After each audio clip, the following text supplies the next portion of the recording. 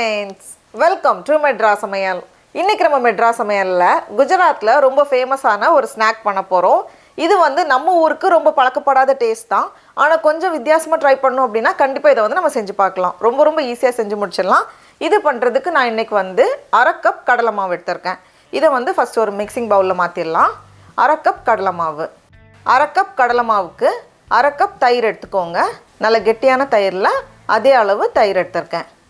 இப்போ இதோட 2 பச்சை மிளகாய் கூடவே ஒரு துண்டு இஞ்சி ரெண்டையும் நல்லா இடிச்சு இந்த மாதிரி எடுத்துட்டு வந்திருக்கேன். இதையும் வந்து நம்ம அப்படியே உள்ள சேர்த்துடலாம். கூடவே 2 சிட்டிகை பெருங்காயத்தூள், கூடவே 1/4 டீஸ்பூன் மஞ்சள் தூள், கடைசியா தேவையான அளவு உப்பு. நான் வந்து 1/2 டீஸ்பூன் உப்பு சேர்த்துருக்கேன்.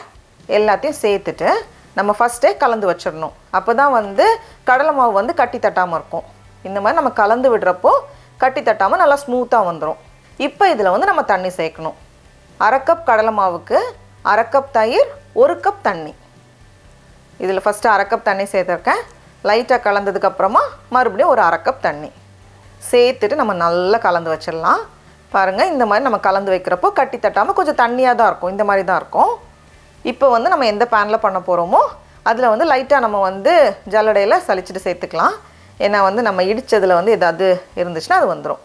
பாருங்கள், இந்த மாதிரி சேர்த்ததும் இப்போ நம்ம ஸ்டவ் ஆன் பண்ணிவிட்டு சூடு பண்ண ஆரம்பிக்கணும். இதை வந்து மீடியம் ஹீட்டில் வச்சுக்கோங்க. வச்சுட்டு நம்ம வந்து கலந்து விட கொஞ்சம் கெட்டியாக வரும். ஃபஸ்ட்டு கொஞ்சம் டைமான மாதிரி இருக்கும், அப்புறமா கொஞ்சம் ஃபாஸ்ட்டாகவே வந்து கெட்டியாக ஆரம்பிச்சிடும். பாருங்கள், இந்த மாதிரி ஒரு க்ரீமியாக வந்திருக்கு. இன்னும் ஒரு நிமிஷம் போல் இருக்கட்டும். ரொம்ப கெட்டியாக வேண்டாம். இந்த மாதிரி எல்லாமே சேர்ந்து நல்ல ஒரு கெட்டியான க்ரீம் பதத்துக்கு வந்திருக்கு. பாருங்கள், இந்த மாதிரி வந்தால் போதும். இப்போ நம்ம ஸ்டவ் ஆஃப் பண்ணிவிட்டு பக்கத்துலேயே வந்து நான் ஒரு 3 பிளேட் வச்சுருக்கேன். அதில் வந்து நம்ம ஒரு 1.5 கரண்டி போல் சேர்த்துட்டு நம்ம வந்து ஏதாச்சும் ஒரு ஃப்ளாட்டான ஒரு ஸ்பூன், அப்படி இல்லைனா இந்த மாதிரி ஏதாவது ஒரு கரண்டியோ இல்லை ஏதாவது வச்சு நம்ம வந்து ஃப்ளாட் பண்ணிக்கலாம். அப்படி இல்லைனா ஏதாச்சும் ஒரு பெரிய ட்ரே கூட நம்ம யூஸ் பண்ணலாம். ஒரே பேட்சாக பண்ணணுன்னா நம்ம வந்து ட்ரே கூட யூஸ் பண்ணலாம். ஃபாஸ்ட்டாக பண்ணணும். கொஞ்சம் அது வந்து நல்லா ஸ்மூத்தாக இருக்கும்போதே நம்ம வந்து இது பண்ணும்போது ரொம்ப ஈஸியாக இருக்கும் நமக்கு. இந்த மாதிரி 3 பிளேட்டை ரெடி பண்ணி வச்சுருக்கேன். இது வந்து ஒரு 5 நிமிஷத்தில் ஆறிடும்.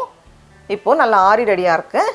இந்த ஸ்டேஜில் கொஞ்சம் தேங்காய், துருவின தேங்காய், அதை வந்து அப்படியே நம்ம வந்து உள்ளே ஸ்ப்ரெட் பண்ணிடலாம். கூடவே கொஞ்சம் நறுக்கின மல்லி இலை இந்த மாதிரி சின்னதாக நறுக்கி வச்சுருக்கேன். அதையும் நம்ம சேர்த்துட்டு இதை வந்து நம்ம கட் பண்ணிட்டா போதும். ஆறுனதும் கட் பண்ணும்போது நமக்கு வந்து அழகாக பீஸ் போட வந்துடும். பாருங்கள், இந்த மாதிரி. இப்போது ஒரு ஓரத்துலேருந்து நம்ம இந்த மாதிரி பண்ணும்போதே அழகாக சுற்றிடும். பாருங்கள், அப்படியே கீழே இருக்கிறது வந்து நல்லா ஷைனிங்காக இருக்கும். நல்லா அந்த மாதிரி ரோல் பண்ணும்போது அழகாக வந்துடும். இப்போ அதே மாதிரி தான் இப்படி ஒரு ஓரத்தில் இருந்து நம்ம இந்த மாதிரி லைட்டாக ரோல் பண்ணும்போது நல்லா சாஃப்டாக ஸ்மூத்தாக வந்துடும். பாருங்கள் எவ்வளோ அழகாக இருக்குன்னு. நல்லா சாஃப்டாக இருக்கும். உள்ளே வந்து நமக்கு வேறு மாதிரி ஃபில்லிங் வேணும்னாலும் நம்ம வந்து அது மாதிரி கூட வச்சு ட்ரை பண்ணலாம். நல்லா தான் இருக்கும். நமக்கு வந்து மொத்தத்தில் ஒரு 15 பீஸ் போல் கிடைக்கும். நமக்கு வந்து 3 பிளேட்டில் நமக்கு வந்து ஒரு 15 பீஸ் போல் கிடைக்கும். இப்போ இது மேலே நம்ம தாளித்து சேர்க்கணும். அப்போ தான் டேஸ்ட் வந்து இன்னும் நல்லாயிருக்கும். அதுக்கு ஒரு பேனில் 1 டேபிள் ஸ்பூன் போல் எண்ணெய் சேர்த்துக்கோங்க. எண்ணெய் சூடானதும் இதில் 1/2 டீஸ்பூன் போல் கடுகு உடஞ்சதும் இதில் 2 பச்சை மிளகாய், கூடவே ஒரு கொத்து கருவேப்பிலை இலை, அதையும் வந்து 1-2 பிச்சு வச்சுருக்கேன். ஒரு வாட்டி கலந்ததுக்கப்புறமா இதில் 1/2 டீஸ்பூன் எள்ளு, கருப்பு எள்ளு இல்லை வெள்ளை எள்ளு எது நம்மக்கிட்ட இருக்கோ அதை நம்ம யூஸ் பண்ணிக்கலாம். அதை வந்து சேர்த்துட்டு நல்லா கலந்துட்டு நம்ம ஸ்டவ் ஆஃப் பண்ணிவிட்டு இதை வந்து அப்படியே அது மேலே சேர்த்துற வேண்டியது தான். அப்படியே அந்த தாளிப்போடு சேர்த்து சாப்பிடும்போது தான் டேஸ்ட் இன்னும் நல்லாயிருக்கும். கடைசி இன்னும் கொஞ்சம் துருவின தேங்காய் மேலேயும், அப்புறமா கொஞ்சமாக மல்லி இலை எல்லாத்தையும் சேர்த்துட்டு நம்ம சர்வ் பண்ணும்போது பாருங்கள் எவ்வளோ நல்லா சாஃப்டாக இருக்குன்னு. டடா, நம்மளோட காந்த்வி சூப்பராக ரெடியாக இருக்குது. இப்போ நம்ம டேஸ்ட் பண்ணி பார்க்கலாமா? நமக்கு வந்து கொஞ்சம் வித்தியாசமாக சிம்பிளாக ஒரு 10 நிமிஷத்தில் ஒரு ஸ்நாக்ஸ் செய்யணும்னா கண்டிப்பாக இதை வந்து நம்ம ட்ரை பண்ணலாம். ரொம்ப எண்ணெய்லாம் கிடையாது, தாளிக்கிறதுக்கு மட்டும்தான் அந்த எண்ணெய் யூஸ் பண்ணியிருக்கோம். ரொம்ப நல்லாயிருக்கு. அப்படியே அந்த தாளிப்போடு சேர்த்து சாப்பிடும்போது இன்னும் ரொம்ப நல்லாயிருக்கும். நீங்களும் கண்டிப்பாக இந்த ரெசிபியை வீட்டில் செஞ்சு பாருங்கள். உங்களுக்கு இந்த வீடியோ பிடிச்சிருந்துச்சுன்னா மெட்ராஸ் சமையலுக்கு சப்ஸ்கிரைப் பண்ணுங்கள். நாவின் சுவை எறும்புகள் மலரட்டும்.